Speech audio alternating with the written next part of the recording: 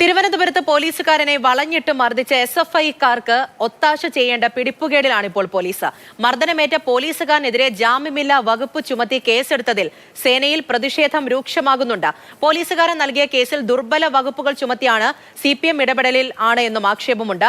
നാട്ടിൽ അരാജകത്വം സൃഷ്ടിക്കുന്ന ഇത്തരം ശ്രമങ്ങളെ പ്രതിരോധിക്കാൻ ജനാധിപത്യ സമൂഹം ഒറ്റക്കെട്ടായി രംഗത്തിറങ്ങണമെന്ന് കേരള പോലീസ് അസോസിയേഷൻ അറിയിക്കുന്നു.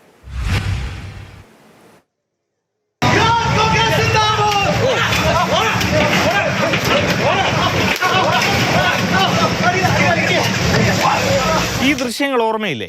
പണ്ട് നവകേരള നിർമ്മിതിക്ക് വേണ്ടി മുഖ്യമന്ത്രി ആലപ്പുഴയിലൂടെ നടത്തിയ യാത്രയ്ക്കിടെയുണ്ടായ രക്ഷാപ്രവർത്തനം.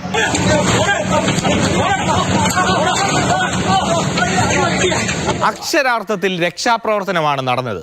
പക്ഷെ രക്ഷിച്ചത് യൂത്ത് കോൺഗ്രസുകാരെ നിലത്തിട്ട് ക്രൂരമായി മർദ്ദിച്ച പോലീസുകാരെയാണ് എന്ന് മാത്രം.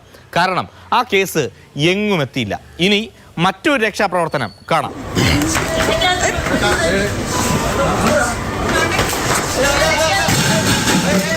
തിരുവനന്തപുരം മാൾ ഓഫ് ട്രാവൻകൂറിൽ വെച്ച് ഈ അടി കൊള്ളുന്നത് പോലീസ് ഉദ്യോഗസ്ഥനാണ്. എന്നാൽ പരാതി നൽകിയിട്ടും പോലീസ് രക്ഷിക്കാൻ ശ്രമിക്കുന്നത് ഭരണകക്ഷിയുടെ വിദ്യാർത്ഥി സംഘടനാ നേതാക്കൾ.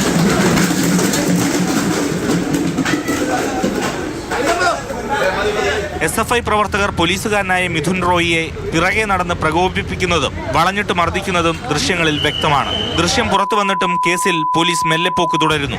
പോലീസുകാരനെ ആക്രമിച്ച SFI പ്രവർത്തകരെ പിടികൂടാത്തതിലും സേനയിൽ കടുത്ത പ്രതിഷേധം ഉയരുന്നുണ്ട്. അതിശക്തമായ നടപടിയെടുക്കാൻ പോലീസ് ഡിപ്പാർട്ട്മെന്റ് DGP തയ്യാറാകണം. ഇതിനകത്ത് ഇങ്ങനെയുള്ള രാഷ്ട്രീയം കളിച്ചു കഴിഞ്ഞാൽ പോലീസ് ഉദ്യോഗസ്ഥന്മാരൊന്നും ജോലി ചെയ്യാനായിട്ട് ഭയപ്പെടും. പുതുവത്സര ദിവസം ശംഖുമുഖത്ത് സംഘർഷം നിയന്ത്രിക്കുന്നതിന്റെ ഭാഗമായി പോലീസ് നടത്തിയ ലാത്തിചാർജിനുള്ള മറുപടിയാണ് മിഥുൻ റോയിക്കെതിരെ സംഘം ചേർന്നുള്ള മർദ്ദനമെന്ന്. പോലീസിന്റെ ഭാഗത്ത് നിന്ന് എന്തെങ്കിലും പിഴവുണ്ടായാൽ അതിന് മറുപടി നൽകേണ്ടത് തെരുവിൽ വളഞ്ഞിട്ട് മർദ്ദിച്ചല്ല, നിയമത്തിന്റെ സാധ്യതകൾ തേടണം.